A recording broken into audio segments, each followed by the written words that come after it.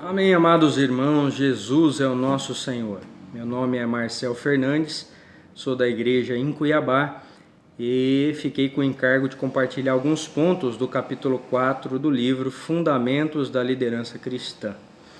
Esse capítulo 4 vem falar para nós a importância de nós termos sempre em mente que o exercício da liderança está muito ligado à questão de sacrifício. Em alguns momentos, para nós vivermos e vivenciarmos a liderança, o Senhor sempre vai requerer algo de nós, de cada um de nós. E é importante que nós tenhamos sempre isso em mente, muita clareza sobre isso daí, sob pena de ficarmos decepcionados, né, nesse caminhar com o Senhor. Então o Senhor sempre deixou muito claro para nós que, por mais que o líder, né, ele tenha uma comunhão íntima, ou seja, tem muitos bons frutos dessa comunhão, né? A comunhão íntima com o Senhor, ele realmente assim toca em pontos muito profundos, né, da experiência com o Senhor, mas para alcançar isso, ele precisa ter em mente que em muitos casos precisa sacrificar alguma coisa. São usados basicamente 3 exemplos, a começar pelo próprio Senhor Jesus, que é o maior exemplo, né, de um líder que precisou se sacrificar, porque ele chegou até o limite máximo de dar a sua própria vida por amor da igreja, por amor de cada um de nós. E lá em Filipenses mostra que ele, mesmo existindo na forma de Deus, ele se esvaziou, tomando a forma de homem, não somente um homem, mas também como um servo. Tudo isso para mostrar para nós que não há espaço para vaidade ou orgulho dentro do exercício da liderança cristã. A gente precisa estar sempre claro a respeito disso. Um outro exemplo foi o próprio Moisés. Moisés, a gente sabe da história dele, ele foi criado dentro do palácio, com toda a cultura egípcia, tática de guerra, línguas. Então ele foi criado para ser um sucessor de Faraó realmente. Mas em determinado momento da sua vida, houve uma identificação dele com o povo de Deus, né? Então naquele momento o Senhor vem para poder chamá-lo a liderar o povo, para poder tirar o povo da escravidão. Inicialmente ele ainda foi com a sua força natural, acabou ali no momento em que ele estava separando o egípcio, né, que estava maltratando um hebreu. Na hora que ele foi separar ali e resolver a questão, ele acabou assassinando ali o egípcio. Isso fez com que ele tivesse que fugir para o deserto. Então, depois mais para frente ele ainda foi reconhecido, né? Falou assim, olha, um egípcio nos livrou da mão ali dos pastores. Então ele tinha ainda muita característica natural, ele trazia muita bagagem da vida que ele teve naqueles primeiros 40 anos da sua experiência. Então o deserto ele veio para justamente transformar Moisés em alguém adequado para o Senhor. A experiência que ele teve também da sarça ardente, ficou muito claro para ele que o combustível ali para aquele fogo não era a própria sarça, né? Então aquele arbusto ali ele não se queimava, mostrando que o que interessa para o Senhor é a obra dele, é ele que vai fazer. Não há uma expectativa da parte de Deus de que nós possamos oferecer algo, muito pelo contrário. Tudo que é nosso natural, o Senhor vai sempre transformar, vai renovar, né, numa experiência de regeneração, de salvação. Então a gente precisa ter claro que a experiência de morte e ressurreição sempre vai fazer parte da nossa vida. Então muitas vezes isso requer sacrifício, né? Moisés ele teve que abdicar daquela vida que ele tinha ali no palácio para poder fazer a obra de libertador do povo de Israel. Então tem vários exemplos.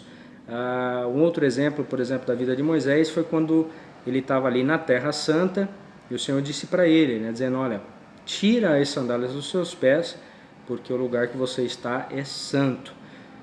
As sandálias, nós sabemos, elas representam a questão da poeira do mundo, da sujeira. As sandálias é que tem o contato ali com o mundo, né? Então, mostrando que o líder ele precisa sacrificar, né, talvez toda essa participação que ele tinha nas questões do mundo para poder exercer uma liderança santificada. Então aí entra o aspecto da santidade, e é batido bastante nesse capítulo 4 da importância dos líderes, né, terem em mente que há de se ter um processo forte de santificação, sob pena da gente não conseguir desenvolver uma liderança eficaz, no sentido de transmitir realmente, né, a palavra do Senhor para os nossos irmãos. Então, lidar com a questão do mundo, né, não há possibilidade de você ser amigo do mundo e ser um líder para Deus. Deus sempre vai requerer a santidade. Então, o primeiro sacrifício é você ir, né, à medida que a sua experiência com o Senhor vai tomando vulto, né, vai havendo essa separação em relação às coisas do mundo, e você vai partilhando de uma santidade junto com o Senhor. A terceira pessoa, né, que nós vemos como exemplo nesse capítulo 4 foi o próprio Eliseu. Eliseu, segundo a Reis 4, né, ali a partir do versículo 5 em diante, conta a história de como uma família o reconheceu como sendo um homem de Deus, um profeta, muito em função da vida que ele levava mesmo, dos seus comportamentos, suas atitudes, principalmente aquilo que ele falava. Então as pessoas o reconheceram como sendo uma pessoa que vinha do próprio Deus.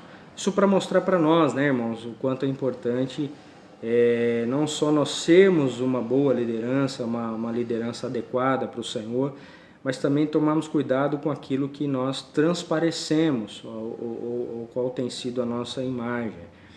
Uma palavra a respeito de Jesus que eu ganho muito sobre isso é que Jesus crescia em estatura, né, e graça diante de Deus e diante dos homens.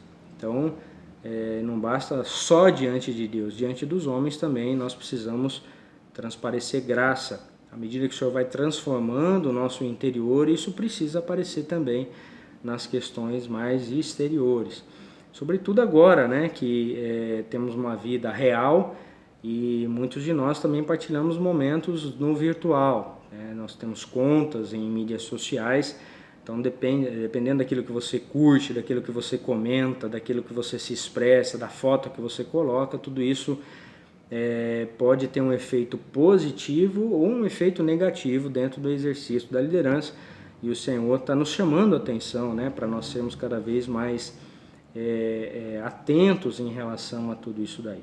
Então, de suma, o que a gente tem, né, nesse capítulo 4 é o poder do deserto em fazer com que esse líder ele tenha uma mente mais tranquila, as situações de pressão, as situações de crítica, de humilhação, tudo que, né, Moisés, por exemplo, passava ali com o povo, aquilo servia de impulso para ele ir diante do Senhor, para ter mais comunhão, para orar, para pedir, né, do Senhor revelação de como conduzir o povo. Então, que nós possamos olhar esses desertos, todas essas situações que nos sobrevêm com esses olhos, né, de trampolim, de impulsionador, para nos levar na presença do Senhor, em oração, em comunhão, na palavra, junto com os irmãos, para que nós possamos ser aperfeiçoados por Ele. O Senhor não tem desejo de que nós colocamos a nossa mão natural. Tudo aquilo que o Senhor vai usar de nós passará pelo processo de deserto, simbolizando aí a morte, né? E depois vai ser usado em ressurreição, mostrando que então na ressurreição o que importa é a vida dele que foi trabalhada nessas experiências. Amém? Louvado seja o Senhor, Jesus é o nosso Senhor.